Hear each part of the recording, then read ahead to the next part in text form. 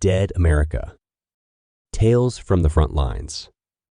The Motel by Derek Slayton. Day 0+1. Emporia, Kansas, 7:37 a.m. The transport rumbled along the road, its metal frame groaning with each bump in the terrain. The soldiers inside struggled to stay awake, their fatigue evident as they jostled around in the back of the truck. As the sun began to peek over the horizon, its soft rays cast fleeting shadows across the pavement. Private Wolf felt a sudden rush of cool air as the canvas flap covering the back door was flung open. Sitting across from him was his longtime friend, Private Malone. They had been inseparable since their days in basic, and being stationed at Fort Riley, which was just a short distance away from their current destination. The grueling training they had endured hadn't prepared them for the nightmare they were now thrust into. Glancing at his watch, Private Wolf couldn't help but shake his head when he realized he had been awake for the past 29 hours. Long days were nothing new for a soldier, but he knew it would be a while before his head would find a pillow. His body was already drained from the previous day's conflict. Though he had only fired his weapon a few times, it had been amidst a line of soldiers defending against a swarm of zombies rushing the gate. Private Wolf struggled to wrap his mind around the surreal reality of fighting zombies. He finally let out a chuckle to alleviate the tension that had gripped his mind. "What's so funny?" Private Malone asked. Wolf chuckled again. "All of this. One day we're training for deployment in the sandbox, and the next, we're in a horror movie." Private Malone tried to find some humor in their predicament. "Hey, look at the bright side.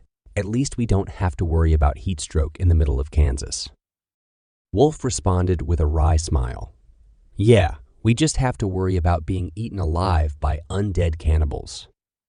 Malone conceded, "Well, I didn't say it was a particularly bright spot, but it's something, at least." As the transport came to a halt, there was a sudden commotion outside, with voices yelling for them to get out. Wolf reached over and released the back flap, hopping down from the truck. Malone followed suit, and they found themselves outside a high school football stadium. The parking lot was filled with dozens of transport trucks, and hundreds of soldiers were disembarking. A soldier with a bullhorn was barking out instructions. "If you just arrived, move to the front gate of the stadium for your orders. Let's move, soldiers. There's a lot of work to be done today." Wolf and Malone made their way toward the front gate, where several tables were set up with lines of soldiers waiting to receive their orders. Malone asked, "Which line do you want to get in?" Wolf replied, "The far one is fine with me. I'm in no hurry to get out there." Malone nodded in agreement. They joined the line, and soon others fell in behind them.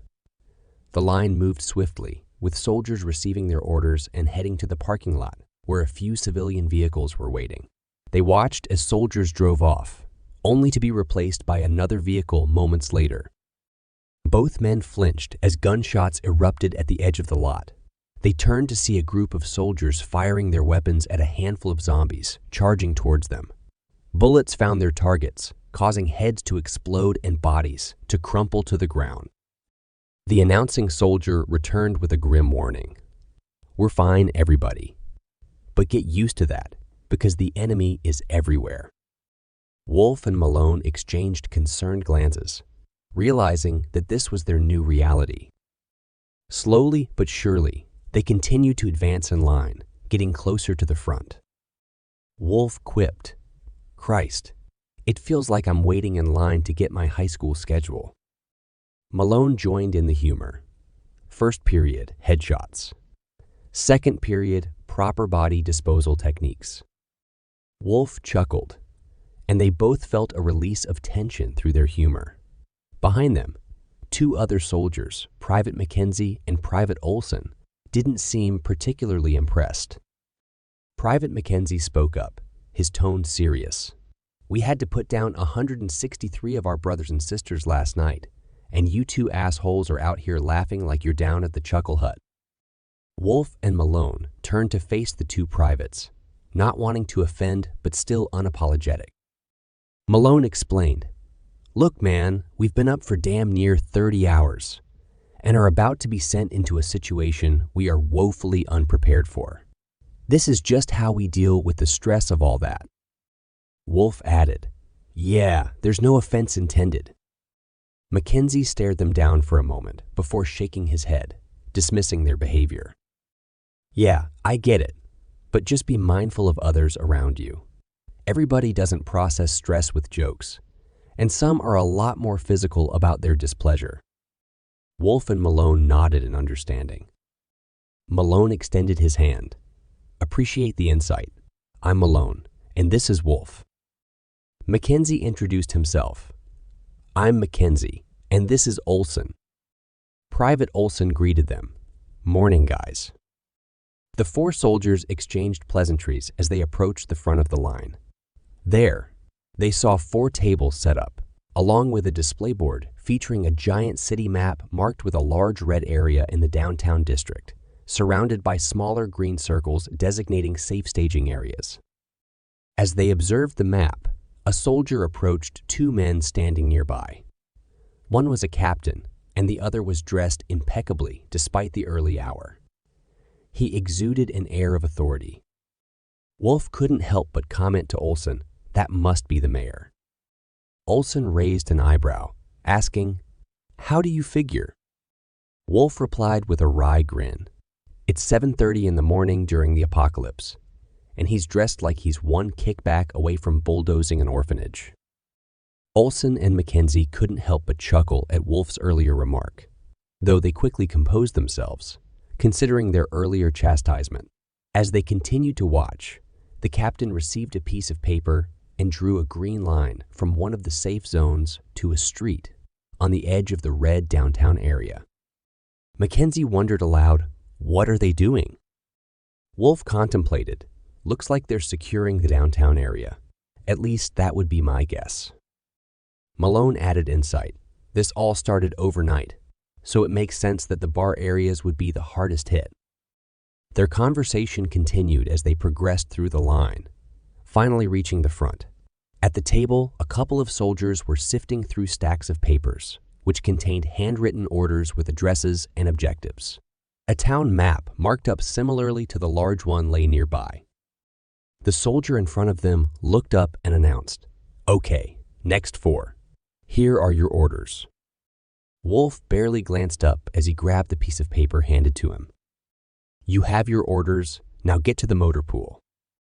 The 4 men moved out of line and huddled a few yards away from the table. "What's it say?" Malone asked impatiently. Wolf examined the paper before speaking. "Our target is 4032 Evergreen, a mid-rise motel. We're to rescue survivors and bring them to a rally point a few blocks away. We also need to eliminate any hostiles or confine them to the rooms." Olson expressed concern. 4 soldiers to clear a mid-rise motel. Are they crazy? Malone rationalized. It's a small town way outside of civilization. Emporia is a lot of things, but a tourist destination isn't one of them. Mackenzie interjected with a different perspective. "Of course, it's not a tourist destination. But did none of you notice the traffic cones while we were coming into town?" Confused, the others shook their heads. Wolf questioned, "Why would we care about road construction? Not like we have to worry about getting a ticket for speeding through it." Mackenzie explained his point. "No, we don't. But we do need to worry about the construction crew. Those guys are out here for months at a time, and they usually stay at cheap mid-rise motels like this. I can't imagine that Emporia has too many of those." The realization dawned on the other soldiers, and Wolf decided to take action. "I got this." He returned to the table, standing there as the soldier continued to distribute orders. When the soldier ignored him, Wolf spoke up. "Yo, man, we are not equipped for this mission." The soldier finally paid attention, looking straight at Wolf. "You have your orders, now execute them. Next." Wolf persisted. "You don't get it. You're sending 4 of us into a packed motel. We need more men for this." The soldier halted his task, maintaining eye contact with Wolf. Every group we send out is at lower strength than we'd like, but if we don't secure the town, the military brass won't have a command center. If you get overwhelmed, you call up command, and we'll send you more men. I'm not allocating more resources to a hypothetical problem. You get me, Private? Wolf gave a subtle nod, accepting the orders. Good. Now get moving, because once you finish that mission, I'll have another one ready to go. Wolf returned to his group, looking somewhat sheepish. Malone inquired, "So what did he say?" In a nutshell, to suck it up because everybody is having a bad day. If we need help, just call it in. Wolf replied. Olson voiced his concern, not exactly comforting. No, it's not, but it is what it is, Wolf replied. The 4 soldiers headed towards the motor pool, eyeing a few larger vehicles. But they were quickly claimed by other soldiers. When they reached the pool, only a mid-sized sedan remained. A soldier approached them, pointing to the car. Keys are in it, and it even has the heater going for you boys. Olson inquired about something larger, but the soldier explained, locals aren't too keen on giving up their trucks, and I'll be damned if I'm getting shot for an overpriced toy. Fair enough, Mackenzie replied. The group climbed into the car with Wolf taking the driver's seat. It took them a moment to get situated, but they managed to do so. Wolf asked, "Everybody ready?" Malone replied, "As ready as we're ever going to be." Wolf started the car and they drove off the lot, following the rough directions Malone had on the paper. Silence gripped the car as the group began to focus. Their mission had begun. Chapter 2. Private Wolf expertly navigated the quartet along the outer edge of town, avoiding blocked routes that had been cordoned off by other military units, setting up operations. The sound of gunfire echoed through the neighborhoods as they drove, a stark reminder of the chaos that had consumed the area. Most of the shots were controlled and minimal, but every now and then, bursts of intense gunfire pierced the air, suggesting an exchange of fire. Private Olson's voice broke the tension in the vehicle. Are those things shooting back at us? Because those guns don't all sound like ours. Private Mackenzie, sitting nearby, offered a grim explanation. This area of the country isn't exactly known for their trust in government. Creatures running rampant, and all of a sudden the military is taking over their town. We're trying to help, though, Olson replied. Mackenzie nodded. Well, we know that, but some of them, however, don't see it that way. Mackenzie gestured towards an apartment block they passed, where a dozen soldiers were conducting medical tests on civilians. A woman was separated from the group, and tensions flared among the others, forcing the soldiers to restrain them. Private Malone voiced his confusion. What the hell are they doing? Not sure, but I heard some rumors that whatever is causing people to turn to those things is a virus that attacks blood types, Mackenzie replied. Blood types? What kind? Private Wolf inquired. I don't know. I just know they came into our barracks yesterday and pulled some people out, sent them to the sick bay. No real rhyme or reason to it until I heard that rumor, Mackenzie explained. Why wouldn't they tell us? Malone wondered. Non-mission critical information. Even if we did know, it's not like we're going to be blood testing people at the motel. Plus, if they just pull people, they don't risk someone running, Wolf said. Malone conceded, I guess. But damn, that has to suck. Go through all this training, get into peak physical condition, only to be taken out by the flu. That's gotta be a bitch, Olson chimed in. Wolf injected a dark dose of reality. Could be worse, though. Malone questioned, how? At least they don't have to worry about being eaten alive, Wolf replied.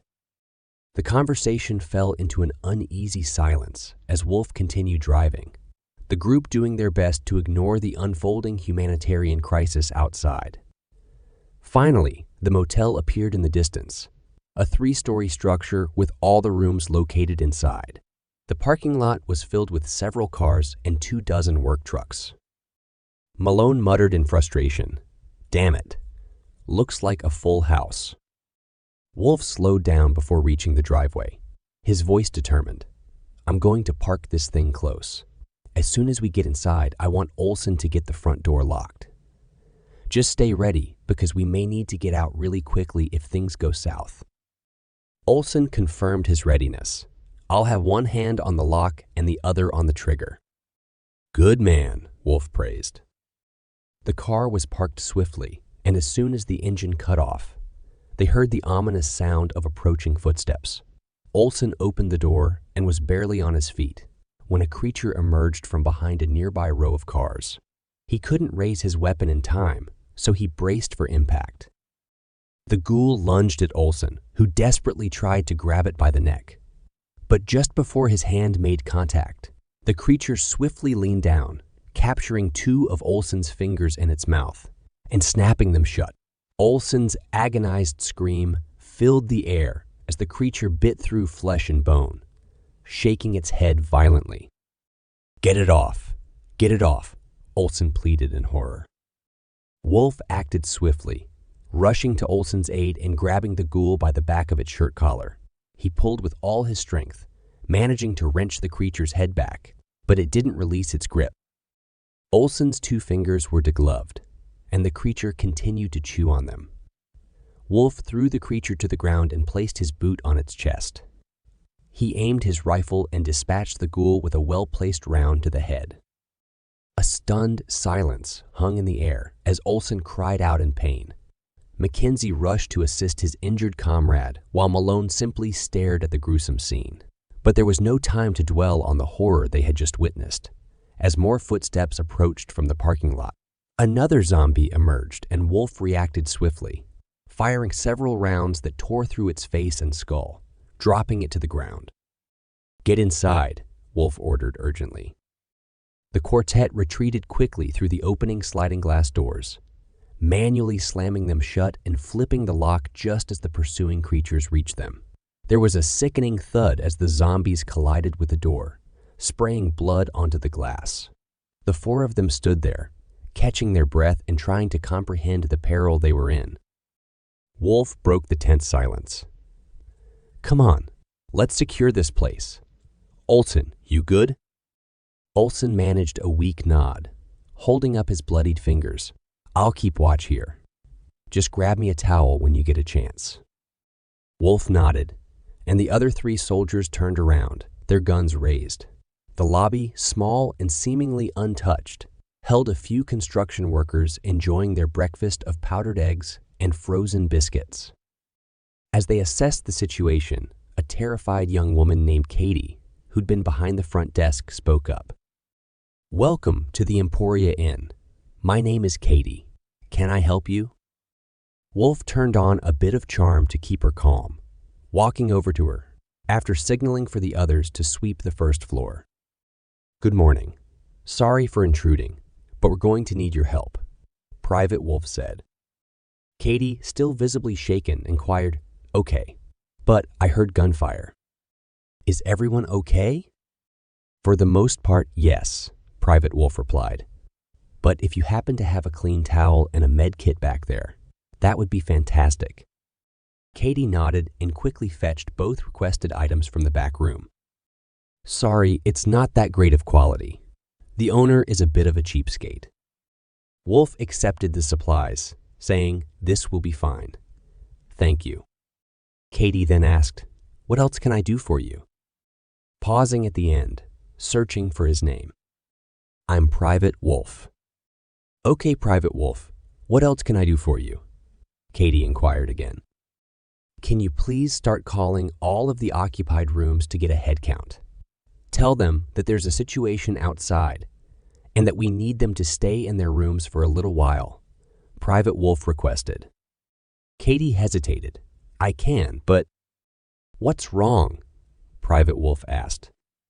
"Well, a lot of the guys speak Spanish, and—" Katie trailed off, almost embarrassed. "And you don't," Private Wolf finished her thought. "Yeah, tried taking it in high school, But the only thing I can really say now are that my jeans are blue and that I really want a burrito, Katie admitted. Hey now, never underestimate the usefulness of getting a burrito, Private Wolf remarked, trying to lighten the mood. Katie cracked a smile, a relief to Wolf, because he was going to need her help today. That is a great way of looking at it. It's the best way. And don't worry about not speaking Spanish. My friend does, and he'll be happy to help you out when he comes back, Private Wolf assured her.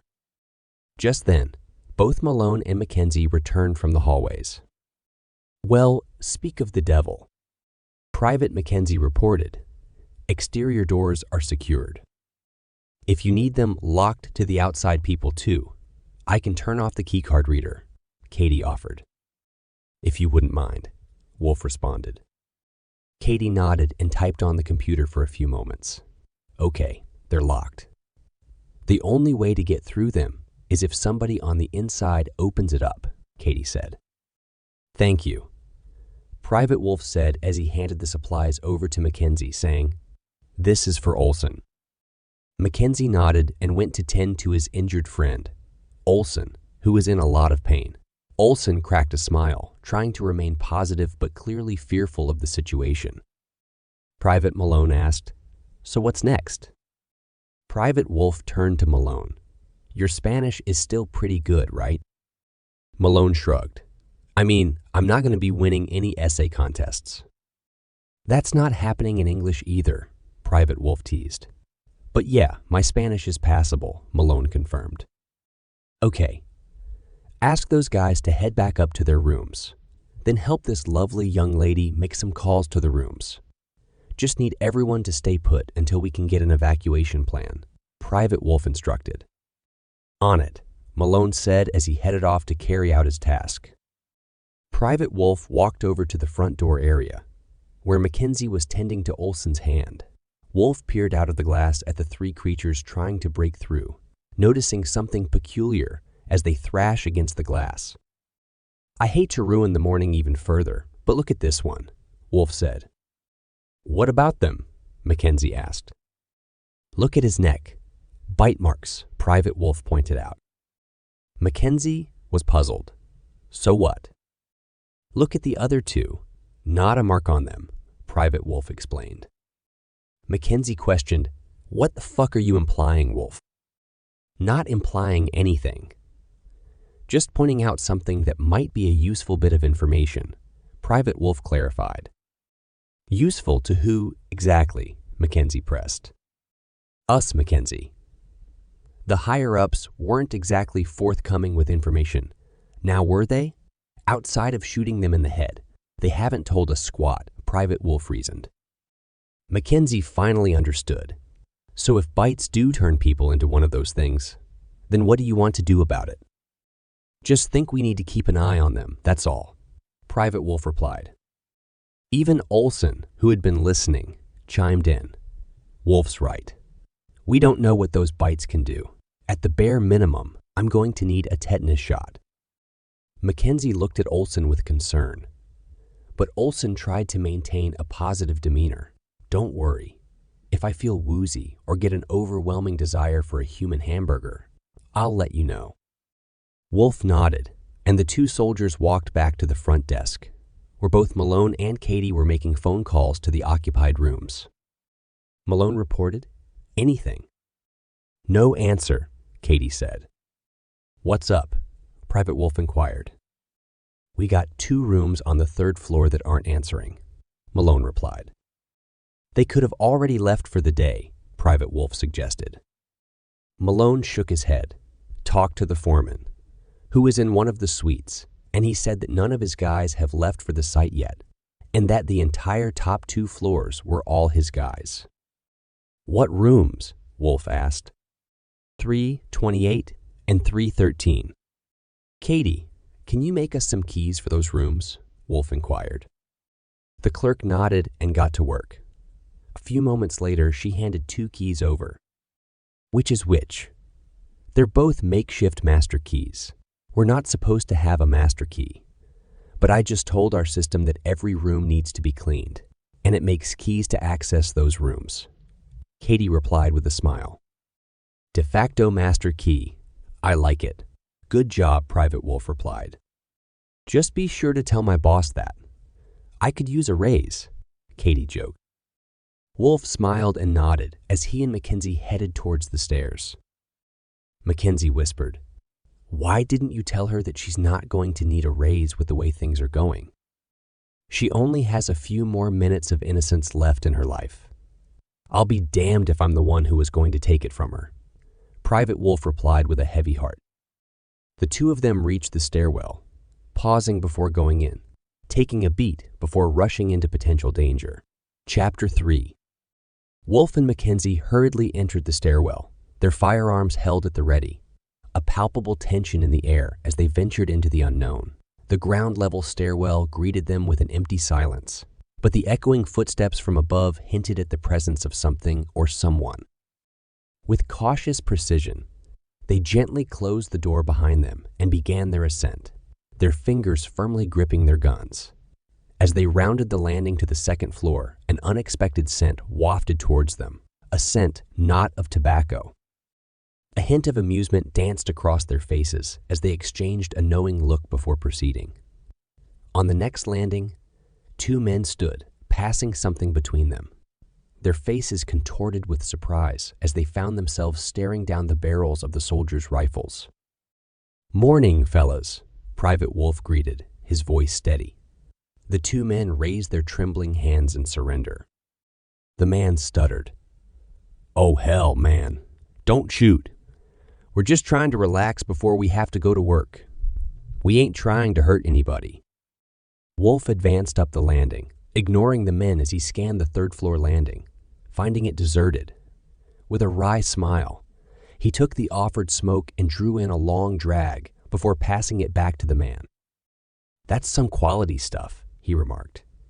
"Now go enjoy it back in your room. But if the motel gives me another fine, I'm going to get fired," the man protested. "Trust me, buddy." Private Mackenzie chimed in. "The days of fines and working to pay bills are over." The man looked bewildered, trying to grasp their meaning. "Just go enjoy yourself and don't come out of your room until you're told to," Wolf instructed, and the man hastily retreated to his second-floor room. The two soldiers resumed their ascent to the third floor. "Did you really just take a hit off that?" Mackenzie asked with a chuckle. Wolf shrugged. "What are they going to do? Court-martial me?" Mackenzie laughed, but their expressions grew serious as they reached the third-floor door. Wolf nodded, and Mackenzie flung the door open. They burst into the hallway, guns aimed in both directions, but there was no sign of movement. "What room do you want to hit first?" Private Wolf asked. "Let's start with 328 and work our way back," Private Mackenzie suggested. With determined strides, they moved down the hallway, the sounds of televisions and conversations in Spanish emanating from the rooms. The hallway was a mosaic of life behind closed doors. Reaching room 328, Mackenzie prepared to knock, but Wolf stopped him, already pulling out the keycard. He slid the keycard into the lock, and the electronic mechanism unlatched the door. That simple action triggered a visceral reaction from whatever was inside. Wolf had the door only halfway open when he spotted the creature charging towards him. "Oh, shit!" he exclaimed, pulling the door shut just in time. The creature's arm thrashed through the opening, desperately reaching for the soldier. Wolf clung to the door handle, the wooden door cutting into the zombie's flesh as he struggled to keep the creature at bay. It was a tense standoff. "What do we do?" Mackenzie asked, panic in his voice. "On 3, we shove this thing back as hard as we can, then slam the door shut." "Got it," Wolf replied. Mackenzie nodded, and Wolf initiated the count. 1, 2, 3. With synchronized force, they lunged forward, pushing the door back into the face of the zombie, knocking it several steps backward.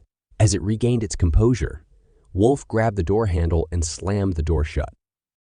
They both stood there for a moment, catching their breath exchanging disbelieving looks.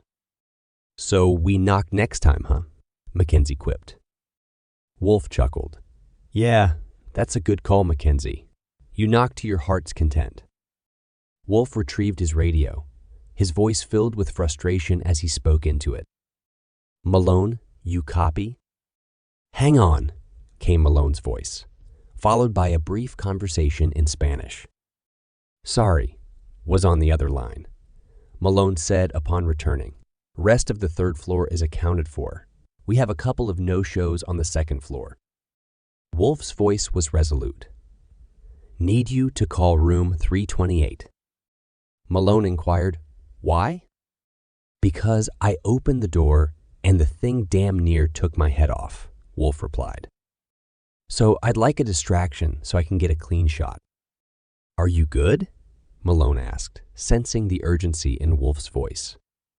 "I will be good once you call, and I put this thing down," Wolf replied, his patience wearing thin. Malone didn't question further, understanding the gravity of the situation. "Dialing now," he confirmed. They stood outside room 313, tension gripping them as they listened to the ringing phone inside. The phone's ring was soon joined by moans and frantic shuffling from within. Wolf readied the keycard, his fingers poised to unlock the door. As Wolf quietly entered the room, he raised his gun, moving with calculated precision. His eyes landed on the creature thrashing around the desk, drawn by the noise, completely oblivious to his presence. He squeezed the trigger, and a single shot pierced the back of the zombie's head, sending it collapsing onto the desk. "Come on, let's clear the other room," Wolf directed, and they proceeded down the hallway. As they walked, some of the doors opened, revealing several construction workers inside. Their voices were incomprehensible to the soldiers, but Wolf attempted to calm them and gestured back into their rooms. However, it became evident that words alone wouldn't suffice.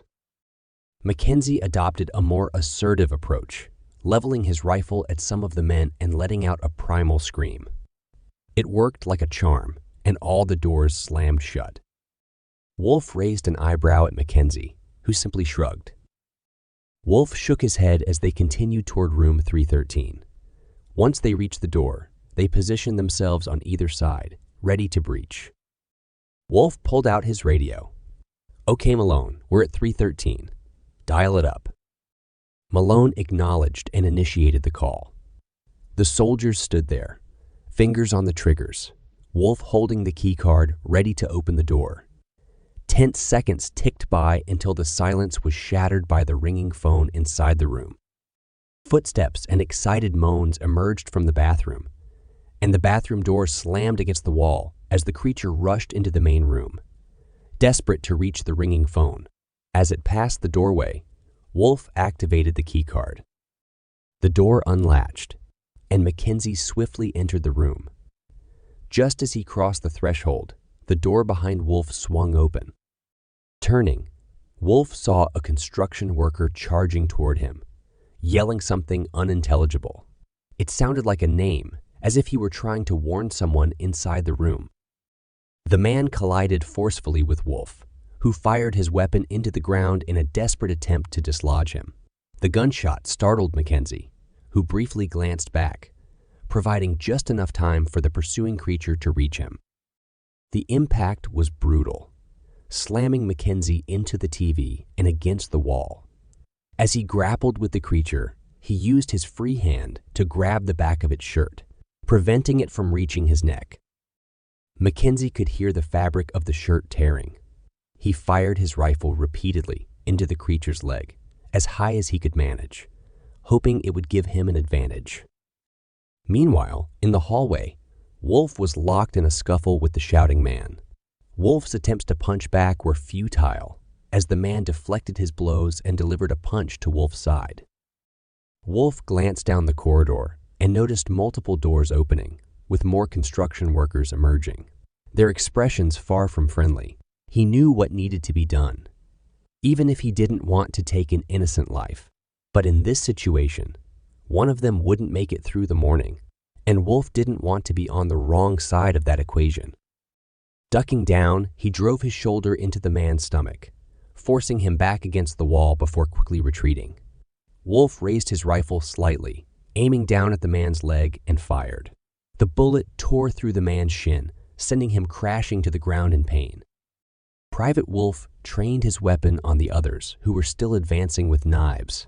Pointing them menacingly, he continued to backpedal, reaching a few doors down, glancing behind him to make sure he didn't have company. He then aimed at the wall and fired a single round, hoping it would deter the approaching mob. But it had no effect.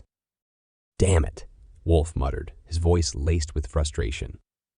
Desperation in his tone, Wolf shouted, "Mackenzie!" A few agonizing, silent moments passed before the lead construction worker stepped in front of the open door. Wolf hoped that his partner would eliminate the threat, and regrettably, his wish was granted. The man barely had time to turn before a zombified Mackenzie burst out of the room, tackling the man. Both of them slammed into the wall and onto the wounded attacker. Mackenzie sank his teeth into the man's arm, tearing out a chunk of flesh before descending upon the injured man on the ground beneath them. In the hallway, other construction workers closed in, and one of them stabbed Mackenzie in the back. The attack seemed only to infuriate him further. Mackenzie stood up, rushed the man, and bit into his side, ripping out a piece of flesh. Wolf desperately tried to take a shot, but the presence of innocent civilians in the vicinity prevented him from doing so. Moments later, a limping, fast-moving zombie emerged from the room, a piece of Mackenzie's flesh still in its mouth. The creature turned toward Wolf, who swiftly raised his weapon and put a bullet through its head, dropping it. Wolf stared at the blood-soaked carnage before him, snapping back to reality just long enough to grab his radio. "Malone, we have an outbreak," he exclaimed, the urgency in his voice unmistakable. Chapter 4. Private Wolf found himself in the midst of chaos and horror as he opened fire, his shots ringing out in a panicked frenzy amidst the approaching zombies, and soon-to-be zombies. He tried desperately to adjust his aim to avoid hitting innocent bystanders, but this only led to his shots missing their mark. Amidst the chaos, he observed several people fleeing back to their rooms, a couple of them struggling to close their doors as the zombified Mackenzie lurked, attempting to gain entry. With a steady hand, Wolf took careful aim and squeezed the trigger, sending a round through the side of Mackenzie's head. The impact dropped him to the ground, allowing the others to slam the door shut. In the aftermath, Wolf took a moment to reflect, a profound sense of regret washing over him for having to shoot a man he had fought alongside just moments before. However, his self-pity was cut short as the bitten corpses on the ground began to reanimate, and one of them immediately latched onto a man who had tried to aid his fallen comrade. Two ghoulish figures suddenly spotted Wolf and charged toward him. With no trust in his aim, Wolf knew his only option was to retreat. He swiftly turned and sprinted down the hallway, making a dash for the distant stairwell. He reached it just moments before the pursuing creatures closed in. The private burst through the stairwell door, his hand gripping the handle as he tried to slam it shut behind him. However, the relentless ghouls reached the door before he could secure it. Wolf struggled to push it closed, but he lost ground to the undead assailants. He knew he had to break free and make a run for it, but he was aware that as soon as he let go, those things would be upon him. "Here goes nothing," Wolf muttered under his breath. With one final shove, he tried to get the door as closed as possible before flinging it wide open. The creatures on the other side tumbled flat on their faces, caught off guard by the sudden lack of a door to support them. Wolf raised his rifle and fired in a panicked frenzy, round after round, tearing through the ghouls' heads. He didn't stop until the metallic click of an empty magazine echoed throughout the stairwell. Gasping for breath, he tried to collect himself, dropping the empty magazine and slamming in another.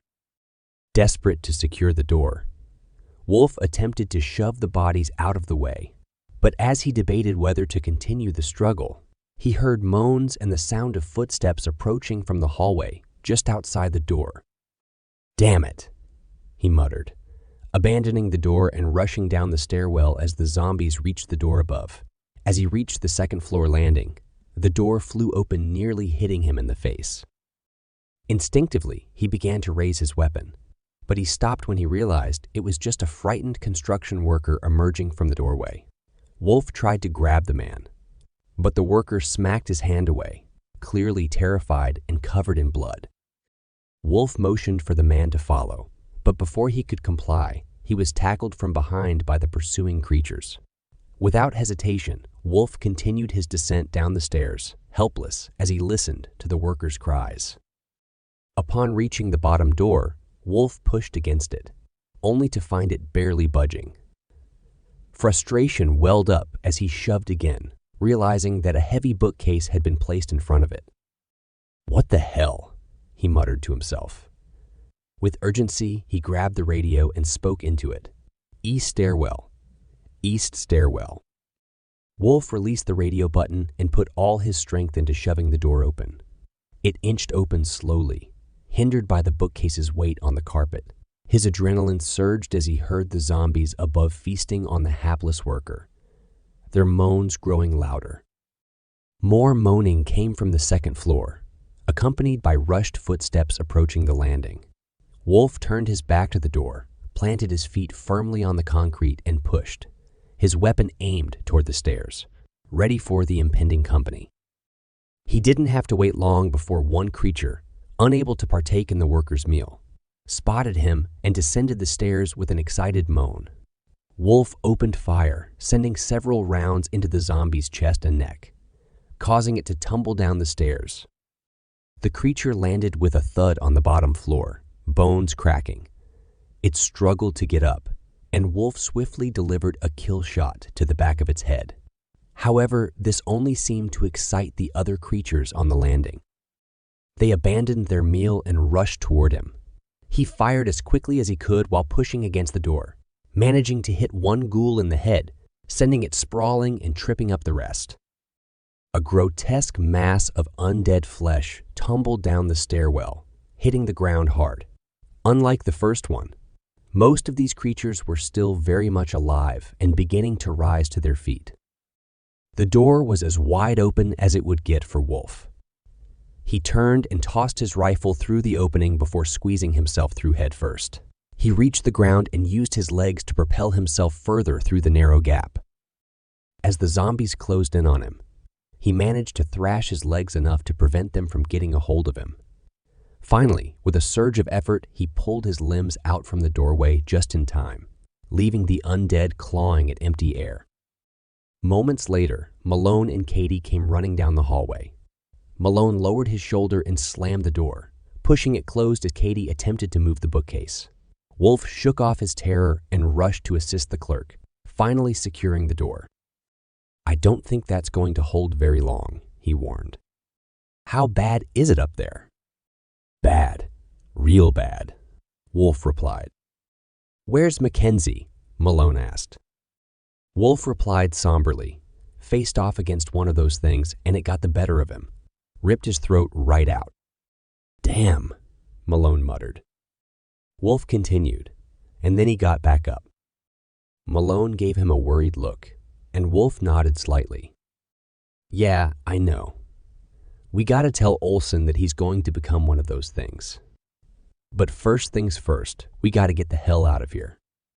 As Private Wolf and Malone made their way back towards the front of the motel, Wolf adjusted the radio frequency.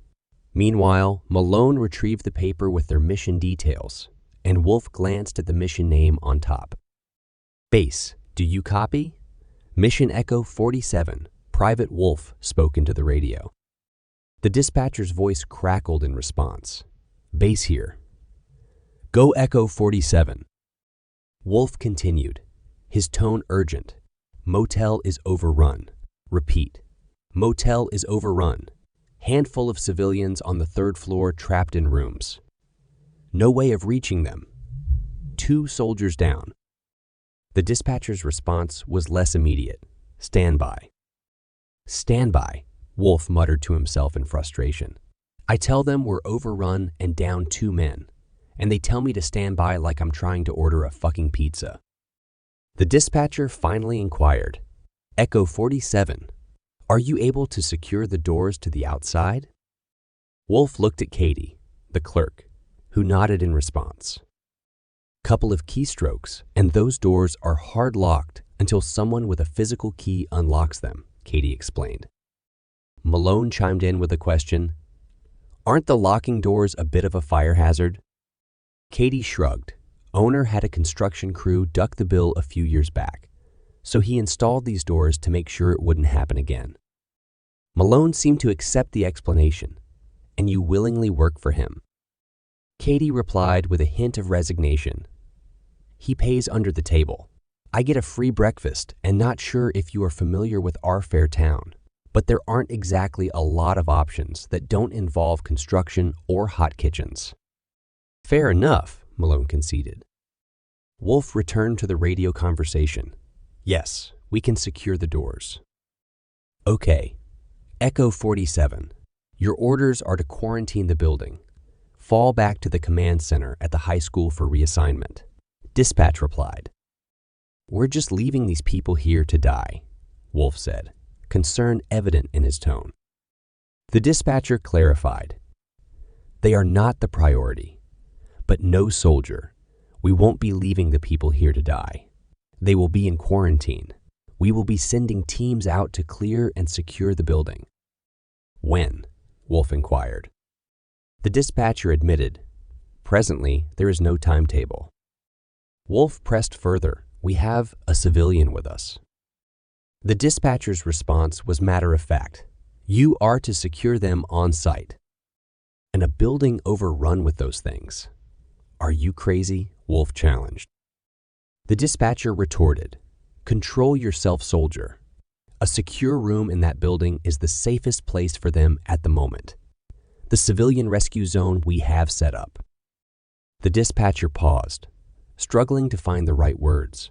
The civilian rescue zone we have set up is problematic. Copy that, dispatch. We'll be back soon, Wolf replied reluctantly. Be safe. Echo 47, the dispatcher concluded. Wolf then turned to Katie. Is there a safe spot in here for you? Katie assured him. The main office room. No windows, only one door in or out, and it's a metal security door. If I lock it, nobody is getting in unless I want them to. Malone, help her get as much food and water in there as possible. I'm going to go get Olson, Wolf said. Malone nodded and went to help Katie. Wolf approached Olson, who was gazing at the window at the creatures pressed up against the glass. How's it going up here, Olson? Wolf inquired. Olson's response was grim, just biding my time until the inevitable. Wolf didn't mince words. I'm sorry, man. I really am. But those bites are fatal. Olson's head drooped at the confirmation, and it took him a moment to regain his composure. How do you know for sure? Olson asked. Mackenzie, Wolf replied, and Olson's face fell at the news of his friend's death. It took him a moment to compose himself. So, what are the orders? Olson finally asked. Wolf explained. We're to evacuate, leaving the building here for another team to deal with. Olson inquired further, and that cute front desk clerk? Getting her set up in a safe room, Wolf assured. Olson seemed relieved. Is it secure? Very secure. So I don't have to worry about my future alter ego getting inside, Olson replied. Wolf insisted, you're coming with us, Olson. But Olson was resolute. No, Wolf, I'm not. He held up his injured hand as evidence. This is a death sentence, so my fight is over. Besides, you still need my help. Wolf was puzzled. How do you figure? Olson pointed to the car just outside, on the other side of the zombies by the door. I'm going to keep these fellas entertained while you and Malone get to the car, Olson explained. Wolf nodded in agreement, finally extending his hand for a firm shake. I'm sorry I didn't get the chance to know you, Olson. You seem like a good dude. Olson chuckled. My ex-wife would violently disagree with you on that point, but the sentiment is appreciated. Both Wolf and Olson shared a moment of camaraderie before noticing Malone by the front desk. About that time, "You give 'em hell out there," Olson encouraged. "You got it, Olson." Wolf walked back to Malone, and the two of them made their way to the emergency exit, which was located in the room behind the front desk. Malone inquired, "How'd he take it?" Wolf replied, "About as well as could be expected. He's going to keep those things distracted while we get to the car." "That's nice of him. Oh, and don't worry. He won't be a threat to Katie. Not sure a hand grenade would get through that door," Malone reassured. Wolf nodded in agreement. Benefits to working for a paranoid scumbag, I suppose. The two soldiers found the exit door and checked it for any alarms. Finding it clear, they ventured outside, keeping their guns ready and their senses sharp. As they approached their car, they moved swiftly, cautiously, and silently. They reached the corner of the building, peering around to see the zombies pressed against the door. Their car was tantalizingly close, but the creatures just a few yards from it. Wolf stepped back, whispering to Malone, "We're going wide. Quick across this gap, then slow until we're spotted. I'm driving. You get into the back." Malone acknowledged with a thumbs up, and they prepared to make their move. The two soldiers moved from cover, crossed the open space quickly, and reached the opposite side of the car, where they took cover behind some bushes. They waited for a moment to ensure none of the zombies had noticed them. Wolf nodded to Malone, and they resumed their approach, staying low and out of sight as they got closer to the car. As they neared the car doors, they suddenly heard footsteps approaching from behind. Without looking back, Wolf barked out a single word, "Run." The two soldiers sprinted towards the car, flung open the doors, and leaped inside. Wolf took the driver's seat and started the car, while Malone stumbled into the back seat. A zombie managed to reach the open door, but Malone held it in place. "Go, go, go," Malone urged. Wolf floored the gas pedal, and the car accelerated rapidly. The zombie clung to the door for a moment before falling, its head crushed under the back tire, causing the car to jump slightly. Malone slammed the door shut just in time, and Wolf drove them out of the parking lot. "Are you all right?" Wolf asked, his voice filled with concern. Malone responded, "Yeah, I'm good." "Jesus Christ. Let's never do that again," Wolf stated. Malone wholeheartedly agreed. "I'll second that." The two soldiers drove back toward the base camp, moving at a slow pace, their exhaustion and the weight of the zombie apocalypse taking a toll on them. Despite it all, they continued on because it was the only option they had. The end.